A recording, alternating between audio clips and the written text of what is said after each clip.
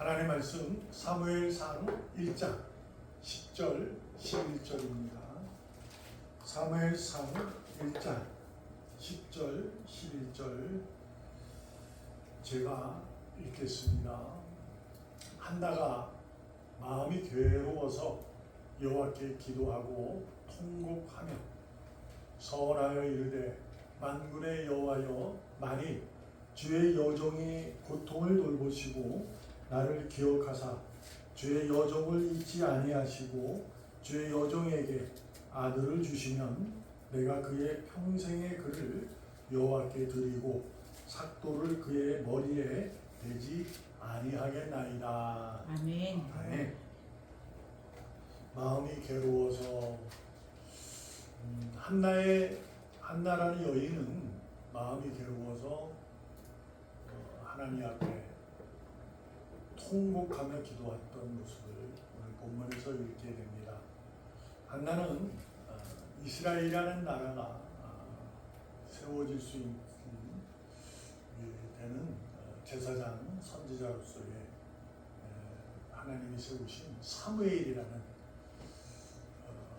우리가 아는 이새의 아들 다윗에게 기름을 부었던 하나님의 일을 대신했던 그런 유명한 믿음의 선배님이었던 사무엘의 어머니 되십니다. 그런데 오늘 본문에 의하면 마음이 아주 괴로웠다라는 거죠. 이 말씀을 우리가 생각해 보면서 사무엘이 출생하는 그 과정을 하나님이 숨겨진 이야기를 성경을 통해서 살펴보고 또한 우리가 하나님의 일하심에 대해 여러분과 제가 감당하고 해야 할 일이 무엇인지를 다시 한번 살펴보고 은혜의 시간이 되기를 소망합니다. 먼저 한나라는 여인의 남편은 에브라임 사람인 엘가나라는 사람의 부인이었어요. 첫 번째 부인. 그러나 엘가나에게는 두 번째 부인이 또 있어요. 브닌나라는 부인이 있게 됩니다. 두 아내가 있었다라고 했고요. 근데 여기서 놀라운 사실은 한나는 엘가나라는 남편에게 사랑을 엄청 받았어요. 더 사랑했다고 성경이 기록하고 있고, 그런데 한나라는 여인에게는 아들이 없고 자녀가 없었다 이렇게 설명했고, 브닌나에게는 자녀들이 있었어요. 그의 놀라움은 여기 이제 5절에 보면 이제 하나님이 뭐라고 얘기를 하냐면 허락하지 않았다. 그의 임신을 허락하지 않았다. 못하게 하셨다라고 기록하고 있어요. 하나님께서 그렇게 하셨다는 거예요. 그래서 그 허락하지 않았기 때문에 브닌나라는 둘째 부인에게 괴로움을 당하고 있었어요. 그러니까 당시에 자녀가 없으면, 더군다나 아들이 없으면 당시의 관습으로 이제 수치를 당하는, 자녀가 없으면, 우리도 500년 전에 조선시대에 이제 600년이 됐겠죠. 조선시대에 보면 아들을 못 낳으면 이제 며느리가 집에 쫓겨나는 그러한 일도 있었잖아요. 그러한 거였었어요. 그렇게 너무 마음이 슬펐어요. 오늘 본문에서도 괴롭다, 마음이 괴로워서 하나님 앞에 기도하고 통곡했다라는 말씀이 있듯이 한나는 정말 외로운 사람이고 슬픔의 감정을 가졌던 인물이에요. 엘가나라는 남편의 사랑을 엄청 받았지만 그래도 너무 외로웠고 괴로웠던 거죠. 그래서 그는 매번 하나님 앞에 기도를 했을 것입니다. 하나님, 너무 괴로워요. 마음이 너무 아파요. 제 입장이 너무 슬퍼요. 그러니 좀 살펴주세요 라고 기도했을 것입니다. 왜 그러냐? 한나는 의인이잖아요. 우리가 알듯이 예수님께서 의인은 어떤 인물이다? 첫 번째 복이 마음이 가난하다 이렇게 해서 천국이 그의 것이다라고 복 있는 사람이라고 분명히 증언하고 있거든요. 그러므로 한나의 마음은 가난한 사람이었어요. 가난한 사람인데 복 있는 사람인데 아이가 없다 이런 얘기를 하고 있고, 그것도 또한 하나님이 임신하지 못하게 했다고 선언하고 있고, 그래서 보닌나라는 둘째 부인에게 괴롭힘을 당한다 뭐 이런 얘기죠. 그래서 한나의 마음은 복 있는 사람으로 가난하지만 그 마음이 괴로웠던 거예요. 여러분, 우리들이 오늘도 한나의 여인을 통해서 하나님이 계획하신 부분에 우리가 스스로가 발견할 수 있는 것은, 우리의 아픔은 하나님께서 무엇인가를 구원의 역사 속에 이루고자 하는 그분의 계획임을 우리는 분명히 아셔야 돼요. 여러분과 저는 의인이기 때문에 세상으로부터 믿음에 의해 조롱을 받을 수 있고 놀림을 당하고 핍박을 당할 수 있습니다. 또한 한나처럼 보닌나라는 둘째 부인에 의해 심히 괴롭힘을 당하는, 곧 세상의 삶 속에서도 그렇게 녹록하지 않고 아픔만 있는, 일 처리가 잘 안 되는 뭐 그런 일도 있을 수 있다라는 거예요. 근데 그것이 하나님께서 허락하신 은혜다라는 것을 우리가 다시 한번 마음에 새기셔야 합니다. 왜냐하면 하나님이 그렇게 하셨다고 성경은 증언하고 있듯이 여러분과 저의 삶을 하나님께서는 살펴보고 있다라는 내용이 되는 거거든요. 그러므로 우리가 하나님이 왜 이래, 왜 그렇게까지 나를 해 하기보다 하나님이 그렇게 하셨다는 데는 분명한 목적과 내용이 있는 거예요. 그래서 우리는 그 내용을 오늘 본문을 통해서 한나의 여인을 통해서 알고자 하는 겁니다. 다시 한번 살펴보면 한나가 마음이 괴로워서 여호와께 기도하고 통곡했다라는 얘기가 오늘 10절에 있습니다. 한나가 할 수 있었던 것은, 그는 현실적으로 가능하지 않잖아요. 그래서 그가 할 수 있는 것은 기도밖에 없었던 거예요. 그래서 하나님 앞에 기도하고 나아갔던 거예요.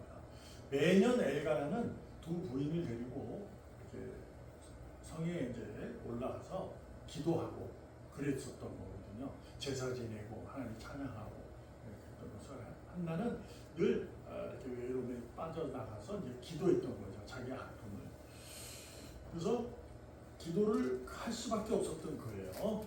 그런데 오늘 우리가 좀 알고자 하는 것은, 한나에게는 사무엘이라는 아들을 허락하게 됩니다. 하나님이 재밌잖아요. 임신하지 못하게 하고 나서는 아들을 주셨다는 거예요. 재밌어요. 그래서 우리가 여기서 무엇을 배워야 하냐면, 분명히 한나는 어제도 기도했을 거예요.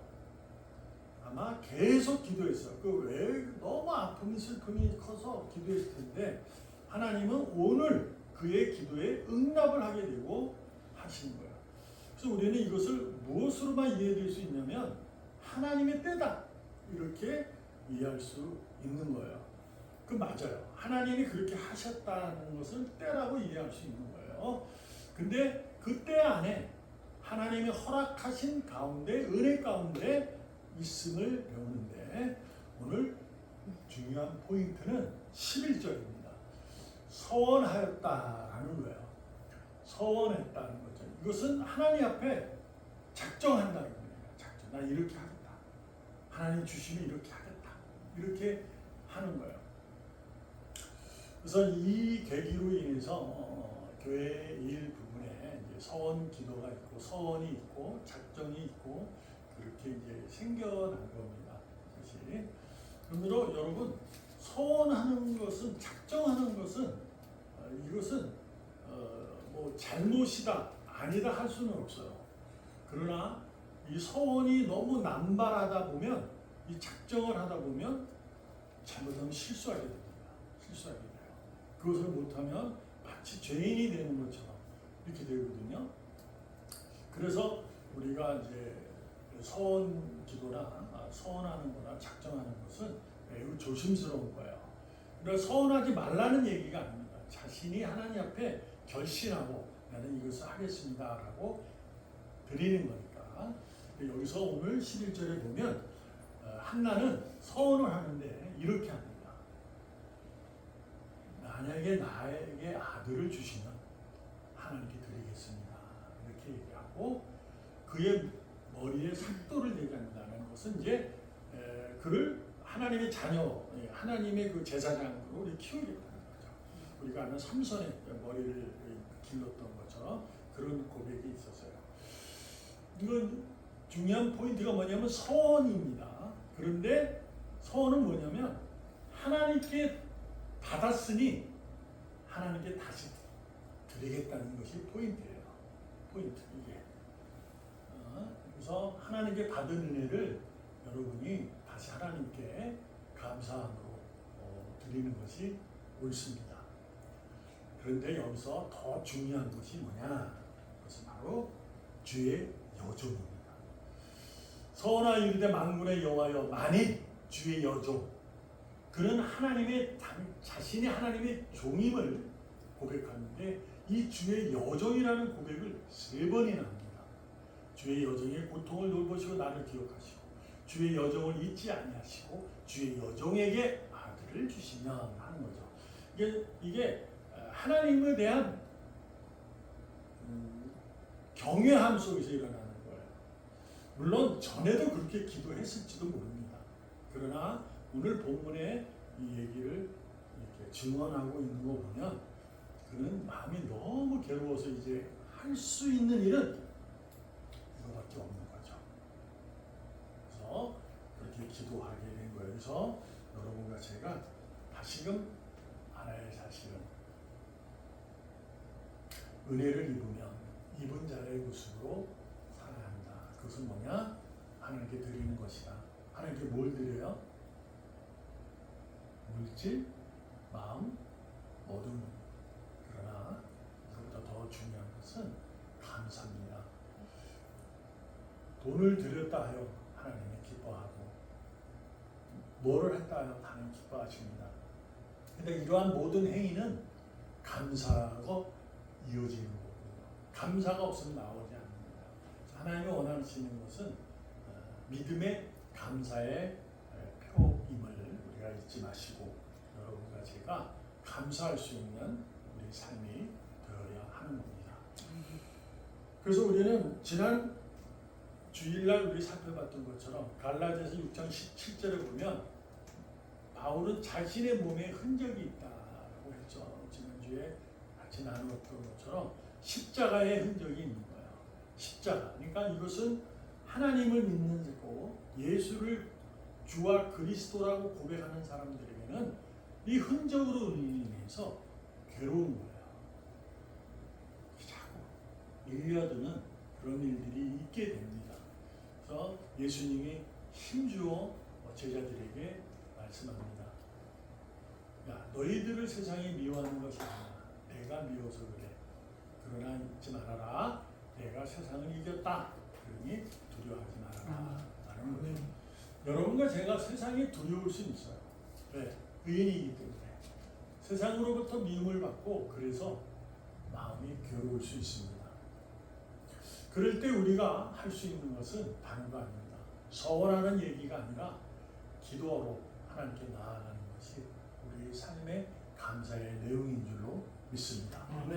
하나님께서 허락하신 여러분과 저희의 삶 속에 하나님이 막으신 것도 있고 또 그 막으신 것 풀을 수도 있는 것은 하나님이십니다.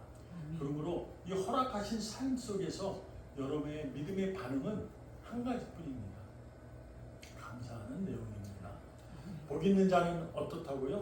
시절을 쫓아 열매를 맺고 그 잎사귀는 마르지 않는다 하고 분명히 성경에 증언하고 있듯이 복 있는 사람의 모습이 여러분과 저는 반드시 그냥 널브러지고 이 땅에 그걸로 인해서 조롱과 에서 또한 내 삶의 처지에서 널브러지는 사람이 아니라 오히려 여러분 복 있는 사람으로 하늘나라의 영광을 맛볼 수 있는 우리인 줄 믿습니다. 아멘. 네, 그러므로 여러분이 제가 마음이 그 일로 인해서 괴로울 수 있습니다. 그러나 처음에 말씀드렸던 것처럼 의인의 마음은 가난한 자예요. 가난함이 뭐라고 한번 알려드렸어요? 온유한 자라는 거죠. 괴로운 마음을 온유한 마음으로, 가난한 마음으로 우리가 바꾸는데 여러분과 제가 앞서야 합니다. 그러기 위해서는 무엇을 해야 되냐? 하나님께 나아가는 거예요. 마음이 괴로우면 가난한 자처럼 온유하게 하나님, 나는 당신의 종입니다 라고 감사로 주님께 나아가는 것이 우리의 믿음의 반응인 줄 믿습니다. 슬프다고 아프다고 괴롭다고 그냥 마냥 푸념한 하나님께 하는 것, 그 이상 뭐예요? 그 아픔을 보지 말고 아픔을 허락하시고 그 속에서 하나님이 계획하신 그 마음을 헤아려서 오늘도 하나님을 바라보고 나아가는 복 있는 사람으로 열매 맺고 잎사귀가 마르지 않기를 주님의 이름으로 축복합니다. 아멘. 기도하겠습니다. 살아계시는 하나님 감사합니다. 기쁨과 감사함이 가득한 주님과 친밀한 자, 복 있는 의인으로 살아가기를 소망하오니 오늘도 붙잡아 주실 때 우리의 이 마음이 온유함으로 가득 차 흘러게 하여 주시옵소서. 아멘. 예수님의 이름으로 기도합니다. 아멘. 아멘.